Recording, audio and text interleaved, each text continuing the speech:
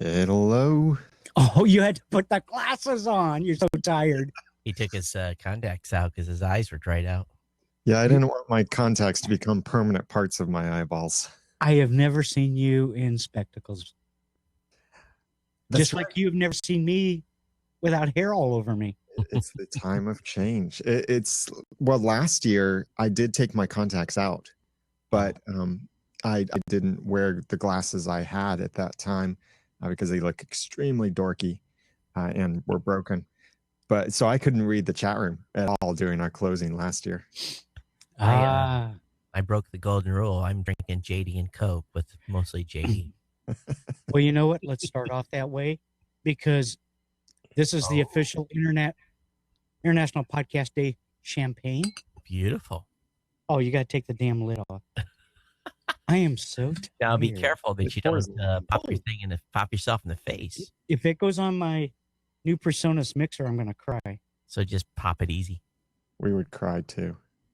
Oh, there you go. Oh. Happy International Podcast Day. Yeah, kampai. Cheers. Yeah, let me put this way out of the way. I cut myself off from my Pepsi earlier. How are you going to survive? I want to sleep tonight. So I'm not going to have a problem. So, welcome to the finale, people. And first of all, just like when we started off, it was actually for me. It's almost for Daniel it already is. It's October, I think. Mm-hmm. So we started 29th September. It's 1st of October. That's insane. However, like we did in the beginning, happy podcast day, everyone. Happy podcast day. Podcast day. And I will say that you guys did a pretty good job trending. You got some accolades in USA Today, and you've been USA Today. I think. Well, I don't know which one was it. Was it CNBC? You posted it. Yeah. If you haven't seen it, I'll provide everybody a link. CNBC, major network. During the closing bell segment, instead of doing the closing bell on the stocks, they did an International Podcast Day thing. The lower third was International Podcast Day, and they went around to all the hosts asking them what their favorite podcast was. Awesome. Cha-ching. Oh. So we all three of us know the founder of the basically, I don't know if it's International whatever day, and did he come on the show at all today in out of Nebraska and say hello? No, he didn't. What's his name? He was with us at CES. It was a Chris. And I'm pulling a brain fart too. I brought it up and then I can't back it up. Oh, way to go, Todd. Yeah, that was nice, wasn't it? I'll come up with it in just a second here. Him and his wife. But anyway, don't we look like jackasses here? That's nothing new for podcasters, is it? No, it's serious. Tech Ranch is his show. Yeah. Well, yeah, we are looking like dummies now. We're having to Google it. So, Marlo, is it Marlo? Yes, that's it. Yeah. And of course, nothing is searching for me. Yeah, we've had some great tweets today in our chat room. Beauty pointed out, I forget who it was now, but someone with 500,000 Twitter followers tweeted out with a hashtag for Podcast Day and asking his audience, "What's your favorite?" Where's that audio coming from? Is Don't it know. me? Maybe I think so. Sorry. I think so too. Go ahead. If it was singing, that sounded like it was coming from you. But yeah, we've seen, there's an issue with hashtags online. And despite the fact of having the official hashtag Podcast Day, it seemed that more people were using the much longer unofficial hashtag International Podcast Day. And that one was trending today. Right. But you know what? As much as I like, and not like, but as much of a stickler as I am for certain things and accuracy and such, the point is to start the conversation. And that's what tens of thousands of people probably were doing today with the unofficial hashtag day podcast, with the I can't talk anymore, with the unofficial hashtag. But they started the conversation, and the conversation is still going on, and it's got major networks in there, mid-roll, quick and dirty tips, NPR. Someone said with even some NPR accounts were still tweeting about podcast day, and incredible engagement. It really is. And, one of the interesting things I found, even though people were using podcast day more than international one, the international one was trending. I'm not sure I get it, but you're right. It's about the conversation. Well, that's maybe next year change it up and go with the trending line that was, or the trending hashtag that is trending today. If everyone's going to use it, then so be it. If you want to call us National Clown Day, I'll take it as long as we get the exposure. So, hey, first of all, let me go over a couple things real quick, and then we'll get into some other things. And the first thing I'd like to go over is our sponsors for International Podcast Day. An amazing gift of people that believe in what we're doing. And that's really the important part for us when it comes to sponsorship, is that they believe what we're doing it, or why we're doing it. And first of all, our it is that time of night, isn't it? Our platinum sponsor, Blubrry. Todd Cochrane, CEO, Blubrry. Amazing company, amazing people. They love podcasters. They are podcasters. They create content, plugins, distribution systems for podcasters. And Todd, not from International Podcast Day necessarily, but for me personally, thank you very, very much. I know since July you've been bugging me about when you could sponsor it. Yep. And thanks. Sometimes I got to have a kick in the ass to get some of that stuff going. But the important part of that is you were passionate about helping our cause and what we're doing. I thank you. I think too, Steve and Dave, and of course Dave's in the chat room. I think all the companies that sponsored, we understand that, we've got a huge, all of us, have customers and podcasts is our business. So, it just makes sense. We got to give back, and that's what we want to do. So we're, very pleased and happy to be able to sponsor this year, along with, look at the other lineup of great companies that sponsor too. So you have to give them a round of applause as well. Well, we certainly will. And in the silver category is Spreaker. Rob was on earlier today with Francisco, the CEO, and did an amazing session. They've been with us 2 years in a row now. Our silver sponsor, which is Podfest / The Messengers, the documentary. And actually, we will be going to Podfest to sit on a panel about doing these kind of events, which would be pretty cool. Also, Simple Podcast Press with Hanny Mora. And we had some bronze sponsors this year, Pod to Pod, Matt Talk Online, Biz Chicks, which was really cool to have them.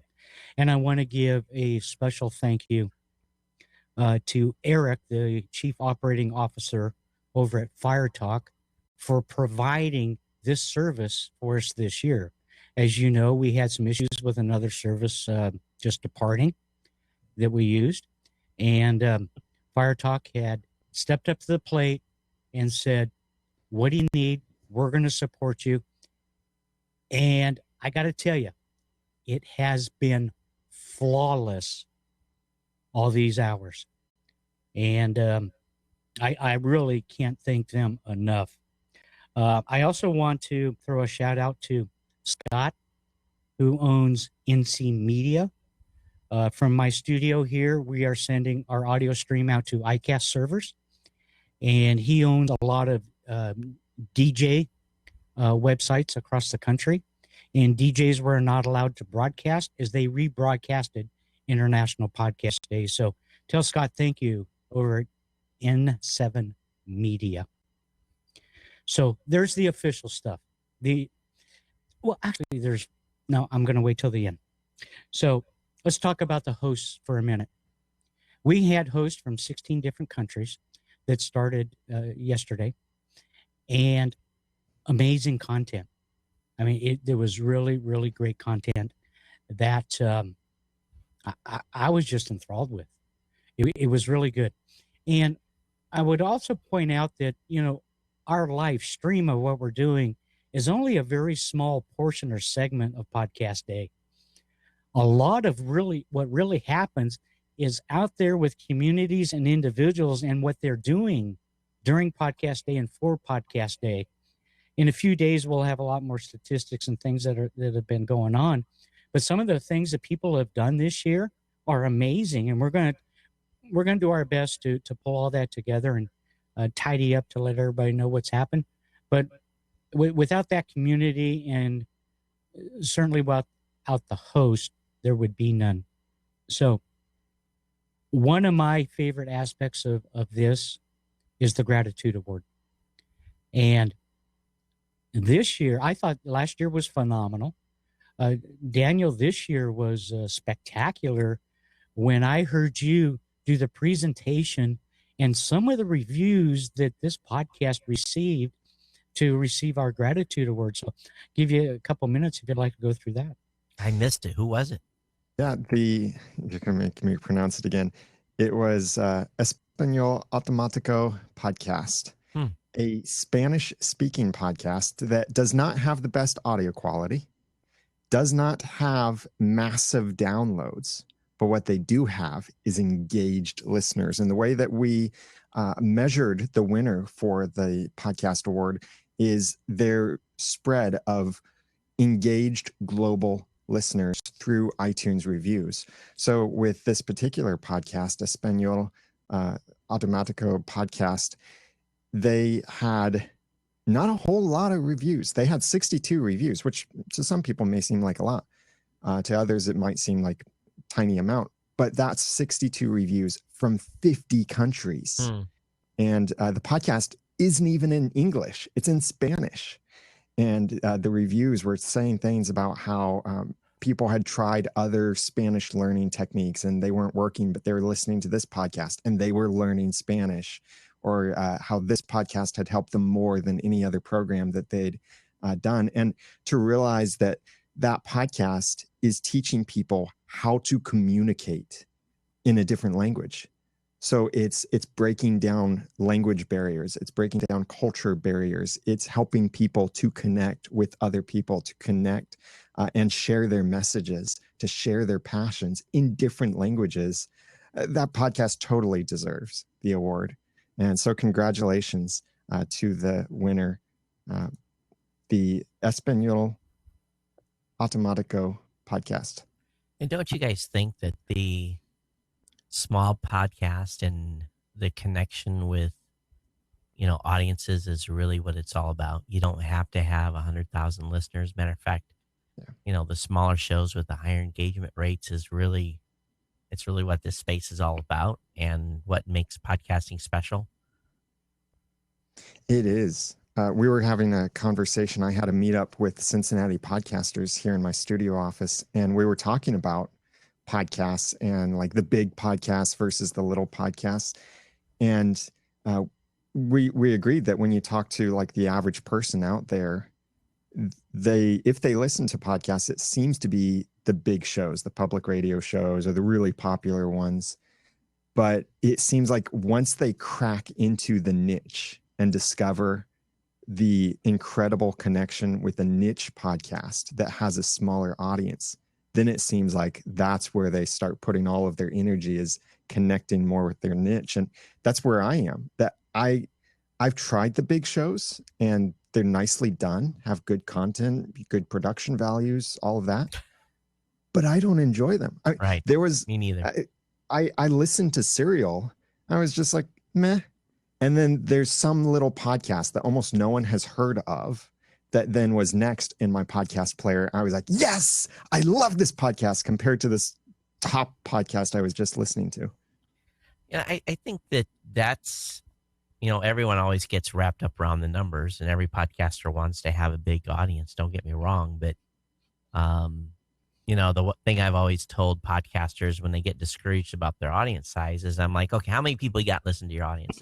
They'll tell me, and I'll be like, all right, where do you work? And I get the kind of weird look, and they'll tell me, and I say, all right, how many people does the boss of your company, how many people do they reach on a weekly basis? And they'll say, oh, 400 or 500. I said, see, you've got more influence than your boss does. You're already reaching them, depending on the show size. So, and you put it in that perspective, and they're like, yeah, I'm reaching more people than my boss does. And, so that gives you some perspective sometimes. Well, I'll tell you, the one listener I have, my wife, still gives me bad reviews. So for me, there's no winning. So I might as well do international podcasting. When I'm feeling down, I just talk to my mom, and my mom says, "Oh, your podcast was great." So that's when I need a little ego boost, right? Oh crap! My wife's in the chat room. Hi, dear. No, but you're right, and I think that's a real part of the education, the intimacy when it comes to podcasting, and I think the gratitude award is certainly, put its mark on what that description is. Yep. And I love it, and I don't think we've heard from the winner yet. Maybe they had a heart attack after they found out, but we'll find out very soon, and then get them their awards. Yeah, so they win a plaque that's engraved with their podcast name, a wonderful plaque that they can share and show off. They win a free account on My Podcast Reviews, a free premium account, so it gets all the premium features for them so they can track all of their global podcast reviews easily. And they win an audio branding package, compliments of Music Radio Creative. Nice.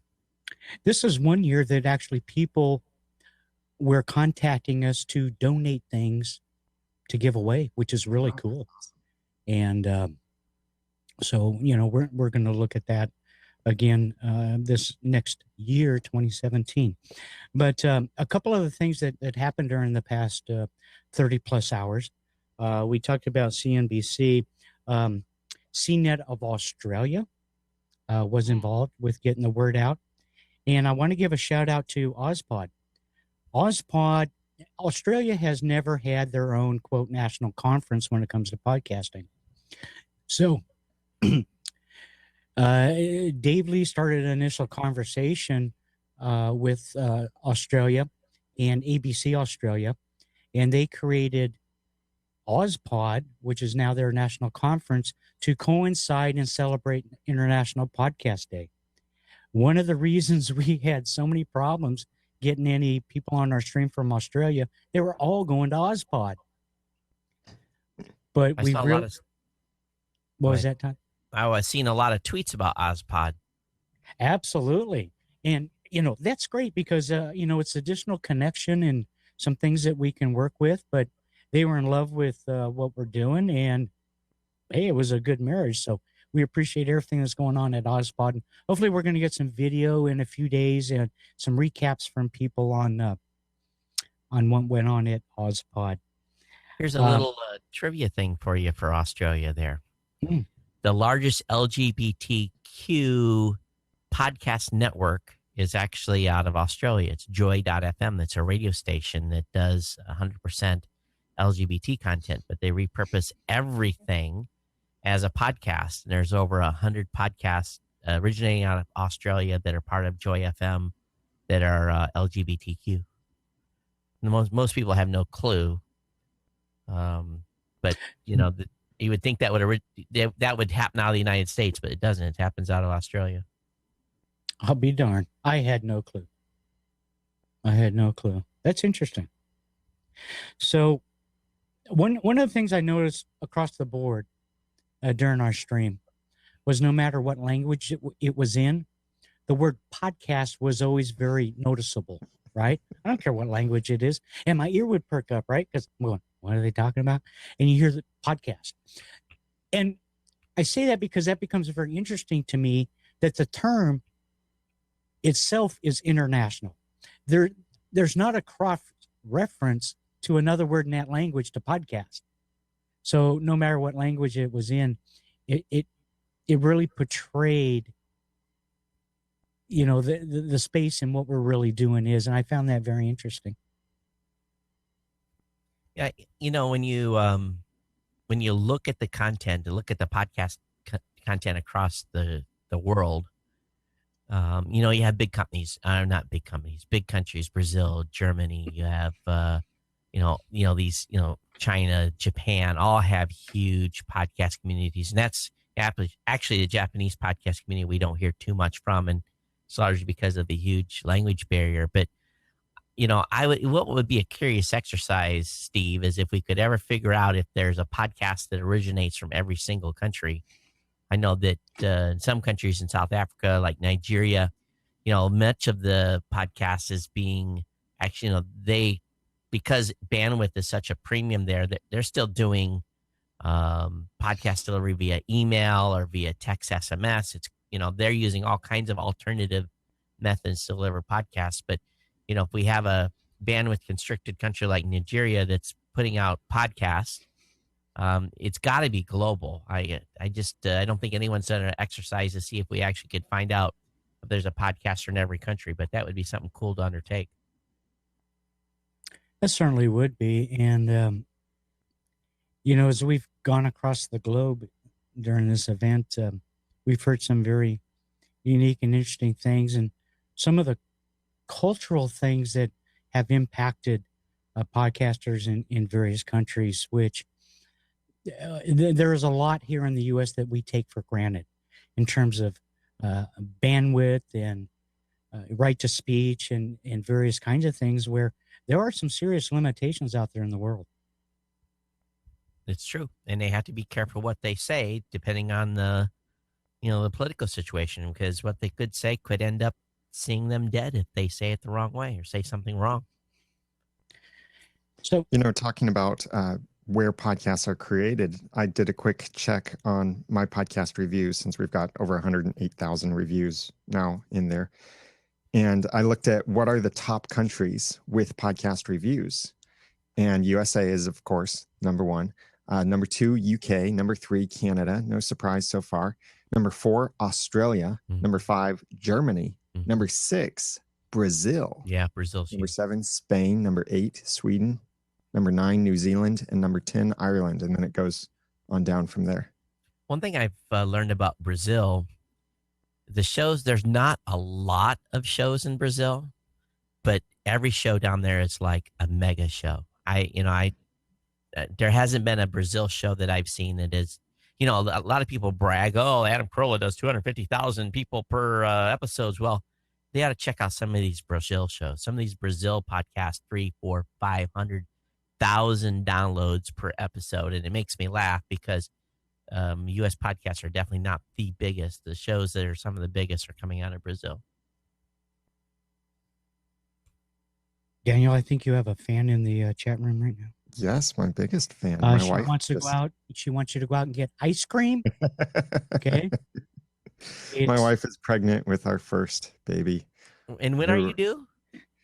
End of December. Aha. Yep. She said, go get ice cream. So we'll see you next year, Daniel.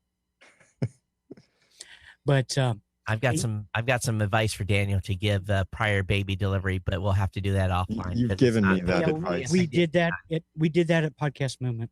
We did. That's right. We did. Elephants don't forget.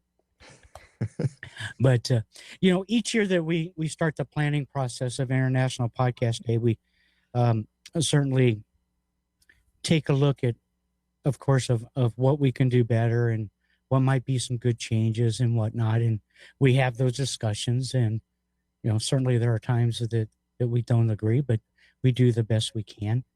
And I think after looking at this year, 2017, we're going to take a step back. We're going to take an overall big picture of what we're doing and try and refine some of the things that we're doing. During this entire stream period, there's been interaction going on in our Slack group of what we can do and make things better. And because, with business or podcast, or I don't care what you're doing, if you don't move forward and improve and make changes, you die. And that's what we have to look at. And I have the most amazing, and these guys are awesome. I want to take a minute to talk about two individuals. Number one is Dave Lee. For those that don't know, Dave is my son, and he's also the co-host of my podcast, The Ways of Tech. And Dave and I, well, we've been together since birth. And so I think I know him pretty good. But each year, he takes on these challenges to connect with these podcasters all over the world, vet them, and put together a schedule from 16 different countries, all these time zones and, appointment issues and scheduling problems. And it is a tough, tough job. And there's been times I've been in bed and my phone rings. It's Dave. It's 2 a.m. Hey, Dad, I'm not sure about... Dave, call me in the morning, okay? We'll get it taken care of. This year found some unique challenges that we haven't had in the past with some cancellations and some last-minute things that took a really quick, decisive decision on what to do. But it goes beyond that. And it's the outreach of shaking of the hand of people all over the world he's doing to say, it's podcast day, guys. Let's get involved. And he has that personal connection with them and makes things run. And I don't know how you do it, Dave. And I actually don't even want to know because it would probably give me a headache. But from the bottom of my heart, everything that you've done in social media and the schedule, it's a part of the backbone of what we're doing. And from me, personally, I love you and thank you for everything. Don't cry. You know what? My kids are my world. You guys have done a great job, Steve. And you're given accolades, but you two guys, and I know you've got some additional people that are helping you, but you spearheaded this thing, and it's hard to start something from a grassroots level and build it up. So you guys deserve a huge round of applause too. Well, thank you. I decided a couple years ago that the rocking chair wasn't for me, so why not do something like this, right? So Daniel J. Lewis, I'm looking at you right in the eye right now. Sometimes you're a thorn in my rear. And I thank you for that. I honestly and truly do, because you take away the whitewash that sometimes I don't see. I go, I see it. Thanks. And we have to have that level of trustworthiness to make this happen. This is not an easy thing to put on, let me tell you. And when we have discussions, we really have to get to the bottom of what's going on and where we're going and how to do things the right way. It's not about egg on our face. It's about presenting to the world a conference, a stream, a method of education, a day of celebration to bring the community of the world together. And Daniel is that pivot point that makes that happen. And Daniel, I say that opening in a loving way because there are capabilities that each of us have. We all have our own talents. You have some very, very unique talents that honestly, I can't get anywhere else. They don't exist. So for me to you, once again this year, fabulous job. Thank you for the behind the scenes support, the upfront support, and working with the entire team to make 2016 still the best year yet. Thank you, sir. You're very welcome, Steve. It's been wonderful to work with you and to be part of this amazing thing that I think it was the night of the podcast awards in 2013 at New Media Expo that I think you first approached me with this idea. And I think initially I thought, yeah, sounds cool. I don't know if I could ever do anything with it. And sure enough, we didn't really make anything happen in 2013. But in 2014, got more serious about it, made things happen, moved things. And it was your initiative that started this. It was your hearing the radio on that day to discover there's a senior citizens day or whatever, old person's day, whatever it is, and realizing, and this is not the first time someone's tried to make a podcast day recognized, but this is the first time the world has recognized it. And so, Steve, you've helped launch a movement here, a moment in time when thousands of podcasters across the globe are unified to celebrate something and are celebrating the changes that they're having in other people's lives, are celebrating the changes in their own lives from the podcasts they do, the podcasts they consume, and the relationships they build through all of this. And you didn't invent podcasting, we know that, but you helped found this day that we can celebrate this great way of communicating, this great way of connecting, this great way of building lasting relationships over shared passions and sharing our messages with the world. So Steve, for everyone else, for everyone on the team, and we have others on the team, Ray Ortega, Nick Suberline, Corey Finneran, and Dave Jackson, for everyone on the team and all of the other podcasters, I want to say thank you for starting this with your vision. Thank you for the inspiration.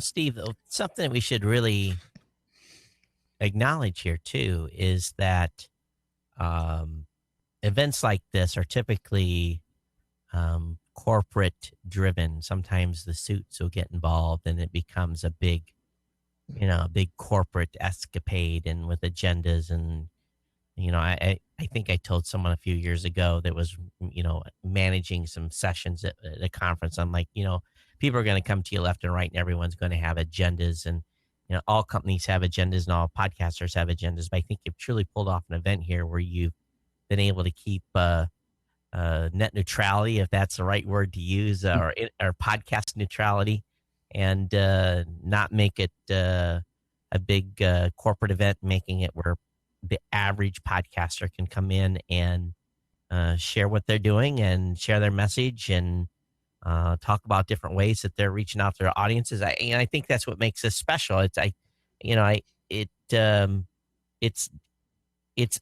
our, because the space started about a bunch of folks like me in a little hotel room with a lab tech headset recording a podcast for the first time. And none of us had a clue what the hell we were doing, but there's tens and thousands of us that have, done that. And we can talk about all the great, highly produced shows at NPR and all this, but really the podcast space, the heart and soul, I think you guys have replicated it here over the last 30 hours because you've had every walk of life, every podcast genre covered. And I think that's a huge bonus or huge kudos to you guys for pulling this off. So, I have this saying right now, the suits are coming, their suits are coming. So keep the battle arms going, keep them fight, keep them, load the machine guns. Don't allow them to approach, So if that makes any sense, I don't know, but keep it grassroots. That's what this space is all about. I totally agree with you, Todd and Daniel and Todd. Thank you for those very kind words, and they truly mean a lot to me. It's part of the motivation that I think that gets us really ramped up. And to me, Podcast Day is not about a person. It's about a culture. It's about a community. Mm-hmm. It's about, we always talk about the world's getting smaller. And for me, I felt that in podcasting, that was not happening.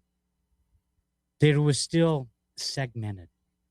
That podcasters of various regions and countries were not pulling together. Or there was regions that we have not evangelized to yet about podcasting. To me, that's what it's about. Mm-hmm. And I think we can keep this momentum, this vision going. And believe me, I have more ideas. But as you guys know, a lot of times it's about time, money, resources. How do you pull it off? Do you bring in more community to help? That's not necessarily always good. You got to kind of weigh and balance where you're at with all this. Mm-hmm. But in my hip pocket, I got the best guys in the world to help me. I post something and it gets done. Where are you going to find that in the corporate world? You're going to find them at the water cooler. That's where you're going to find them talking about this dumb election coming up instead of being involved with people. It's about people, listeners, podcasters, podcast companies. It's about our Ohana, our family of audience listeners. Are you talking about, are you in a different language right now? Well, it's, family. It's about our family of listeners. It's what it's all about. This podcast space, we're producing content to reach a family, to our listeners who, not everyone considers their listeners family. I do. It's culture of my show. But, I think we all have a certain level of appreciation for either it's a tribe or whatever, however you label them, they're all about, it's what keeps us doing what we're doing, right? Does that make sense? Well, absolutely. Absolutely. And if there's not a passion, then we don't have a business being here. But there is, and it's huge, and it's growing, and it's awesome. So, Daniel, over the past 30 hours, what kind of got into your mind in terms of what was going on with some of the streams and things going on with Podcast Day?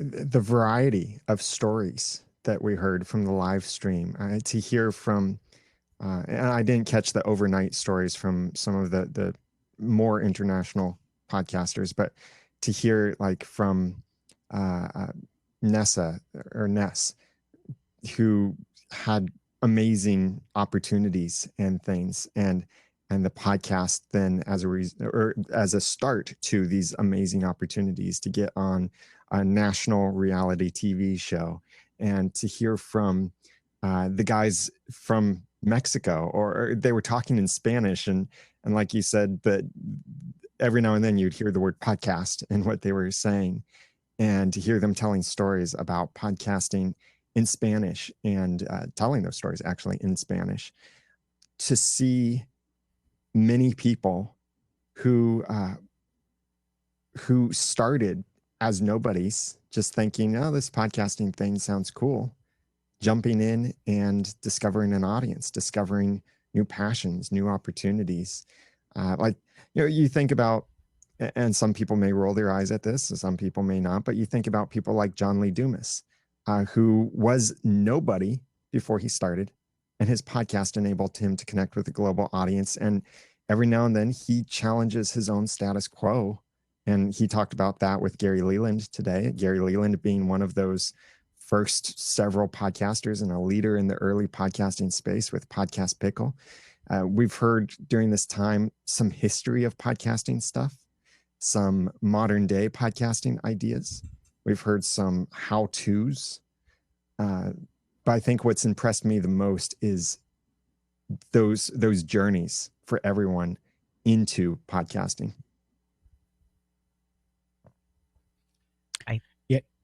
Go right ahead. I think one thing I'm learning, and it's just recently doing this new show that I'm doing, is that I keep asking these folks, what was the genesis moment for your show? And you know what I'm finding? It's about being at the right place at the right time at a certain point in your life where it just kind of happened. It was like the stars aligned, and it wasn't like they had this idea and did this planning. It was like wow, this is a medium that we can reach out to people and share our message and do. So it's again and again and again. It was just like all these content creators were not planning on doing a show. I mean, had no plans to do one. And I look back at my show, and maybe Daniel, maybe you can weigh in too, but it was at a certain point where it just fit. It was the right time, right place. And it wasn't like there was this grand planning going on. And I think that's what astonishes me the most on the stories I've been hearing, at least so far, was, well, we just decided to do a show. It wasn't like it was, 10 weeks of planning. It was like pick up a mic and go. And those shows were super, super, super successful. Well, Daniel, what was your genesis moment for your show? It, for me, I'd been listening to some of those early podcasters like Leo Laporte, Grammar Girl. And with This Week in Tech, I heard these guys talking through Skype, recording, editing, publishing. I realized I know how to do this kind of thing. And my first podcast was my comedy podcast. I thought I have these funny stories to tell. And I think I know how I could do this. And podcasting sounds cool. I want to try this. I never thought that it would lead to the connections today or the business today. And as Steve walked away from the mic, and, one of Steve's first shows was Waves of Tech. And I was going to ask him what his genesis moment was. I think all of us as podcasters have that genesis moment where we decide to do a show. And I'm just wondering how many folks it's more spontaneous versus planned. What, from the time you decided to start doing your show, Daniel, what was it? Weeks, days, months?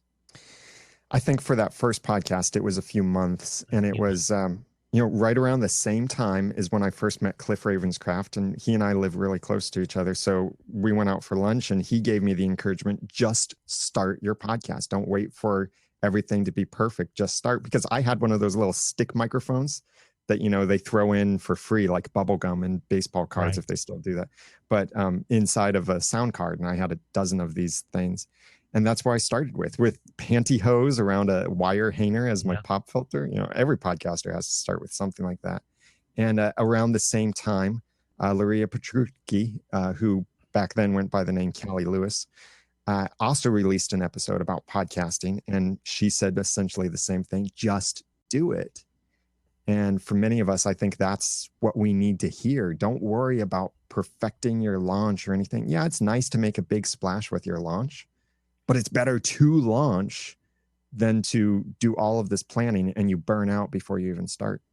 Steve, what was your your first show? Waves of Tech. What was the first show you did, and what was the genesis moment that made you do that? Actually, it was the Waves of Tech, which is still going on with Dave and I.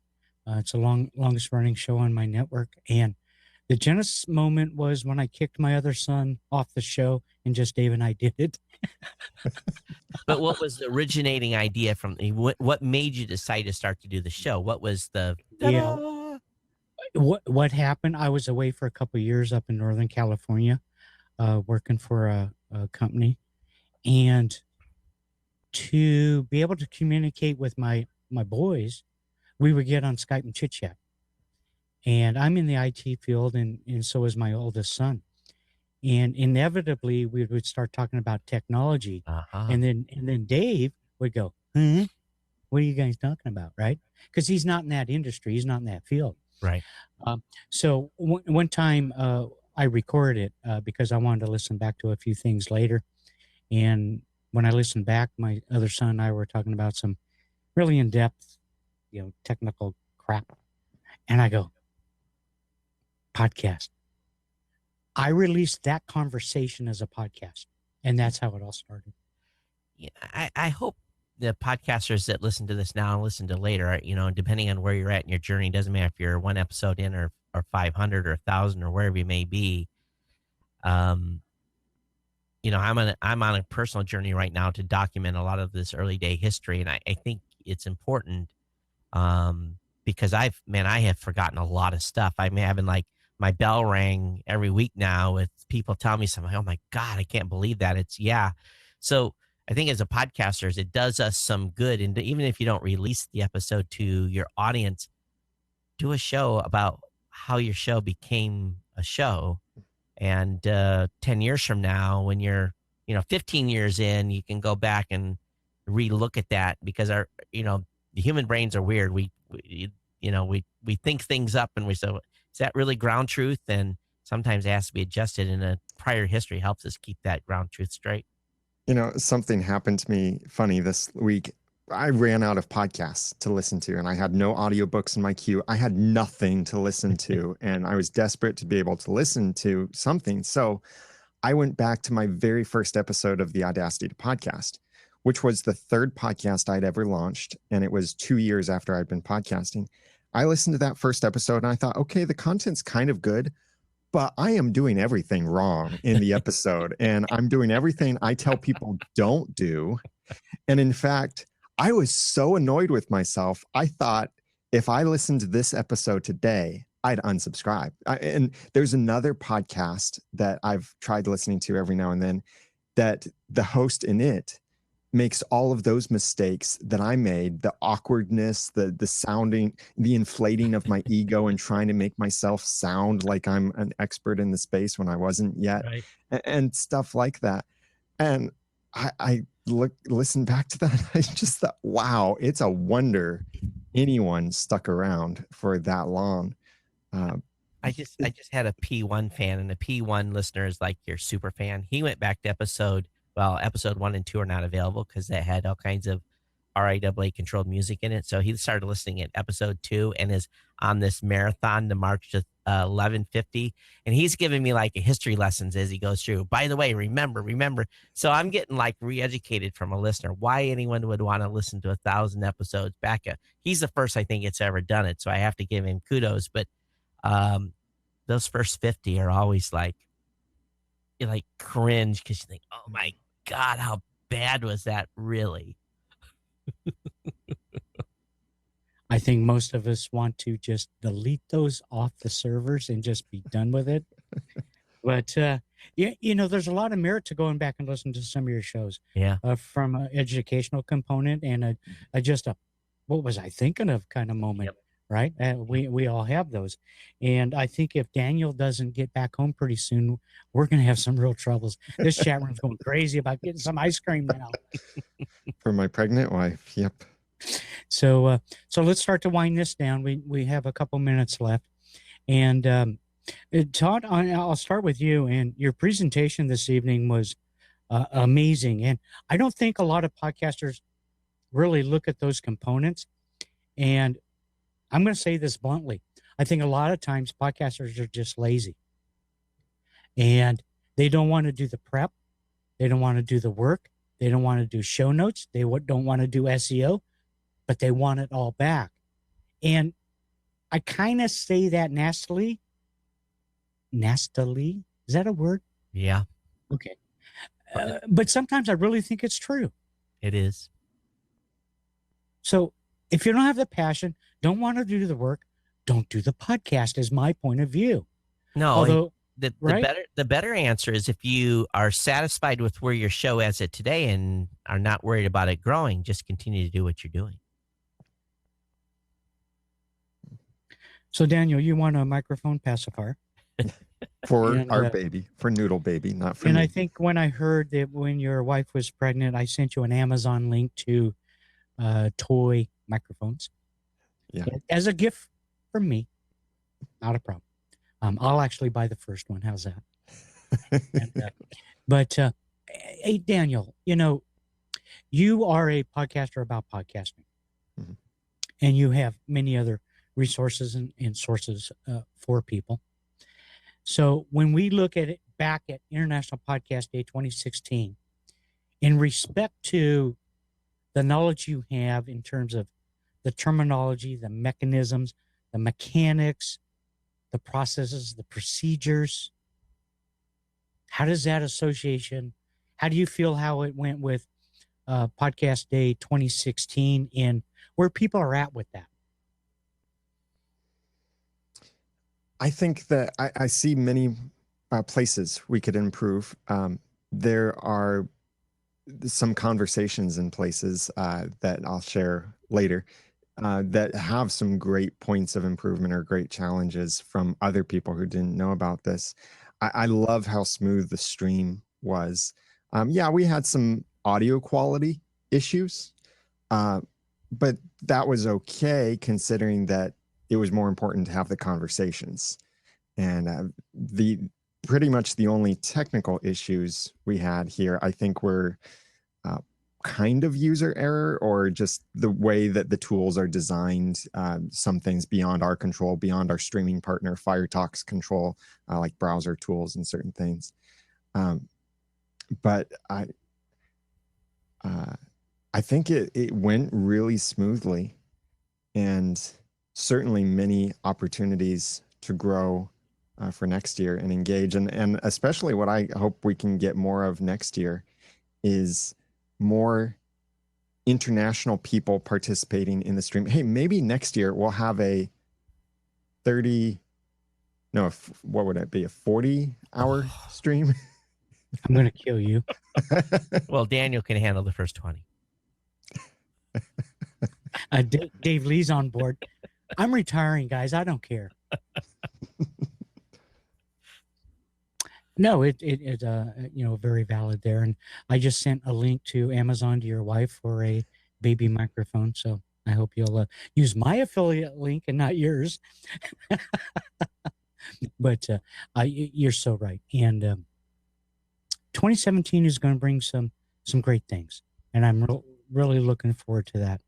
So, Todd, one last time, give us your best shot in 2017 podcasting. Where do you see it, buddy? Oh man, that's a hard one. We've had steady growth for 12 years, and there's no serial on the horizon to kickstart the press message. So what we have to do as podcasters is make sure that we're reaching out to, doing our own building of the space. You're building your show, but you got to help build the space. So reaching out to local reporters, do your own thing to try to build the message about podcasting. And don't forget about those Android listeners that are out there that we need to capture, and we could double the space overnight. I think it's going to continue to be steady growth. We'll see what happens. I'm not so worried right now about the suits are coming. The suits are coming. I think we've got the IEB initial document done. I'm pretty happy with that. For those of you that don't know, that's the podcast measurement document guidelines that they came out with. It's the first step.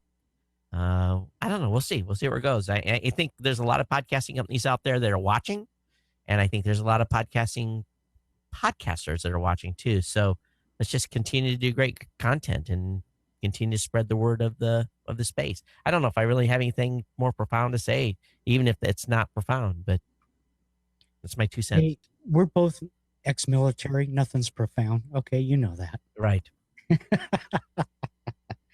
Todd, once again, thank you for everything you've done for Internet Podcast Day 2016. I really appreciate it. Daniel, last perspective and thoughts for this year. Well, looking at next year, I think we're going to see certain things crack on the positive side and on the negative side. I think on the negative side, in 2017, I think we'll see something crack badly, whether that be a significant company that will not be named, but we could probably guess which one I might be thinking of, might go under, and that seriously changed the podcasting landscape. Or maybe this tension between what some people are calling procasters and independent podcasters, that could break in some way. But on the plus side, I think we could also see something break through in, I'm not going to say hockey stick growth, as some people would say, but maybe moving the needle a bit more than it's been moving lately. Something major this next year that will bring a lot more attention to podcasts, whether that be another podcast kind of like Serial, a breakout podcast that everyone's talking about.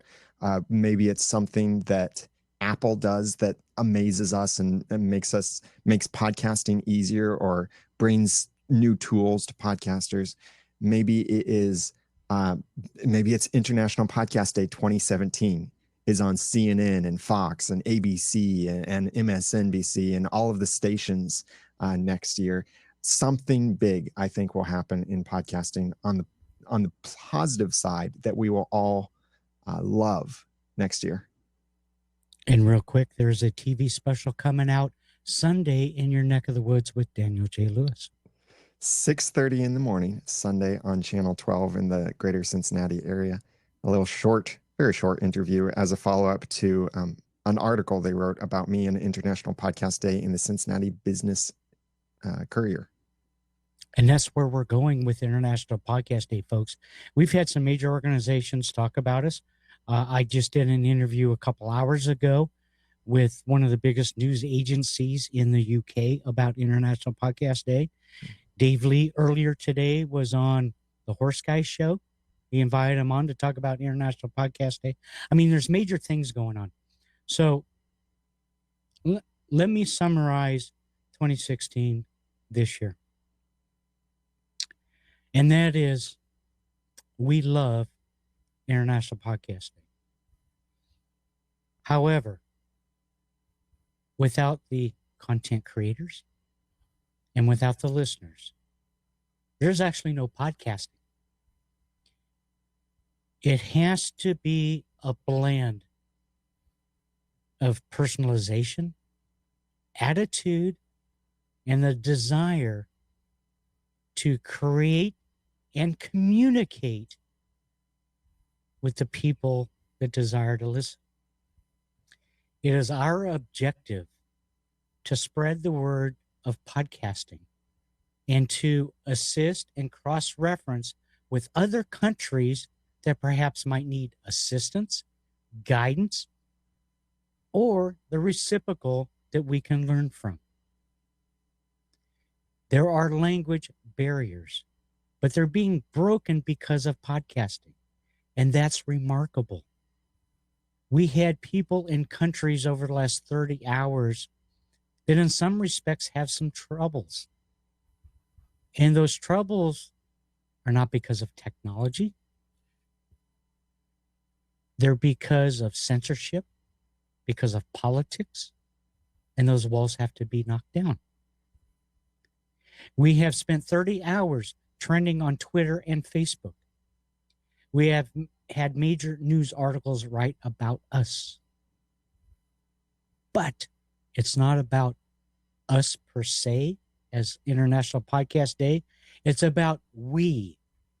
We as a community of worldwide podcasters that love the art and craft that we're developing, so that perhaps one person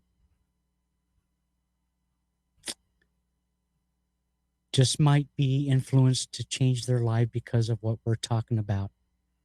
Over the past month, I received email after email after email of people that have stated, thank you for what you guys are doing because podcasting changed my life. That's powerful. Changed my life.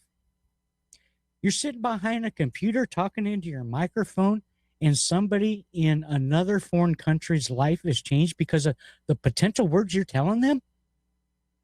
Wow. Blows my mind. Blows my mind. Power of the So mic. it really is. It's in your ears. So where do we go to 2017? We don't know.